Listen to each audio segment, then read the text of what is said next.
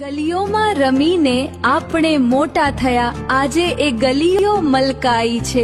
જોને સખી, આજે વર્ષો પછી આપણી આખી ટોળી ભેગી. વર્ષોના વાણવ્યાને વાતો વિસરાય, પણ ફોટાના ખૂણે એક યાદ છુપાઈ.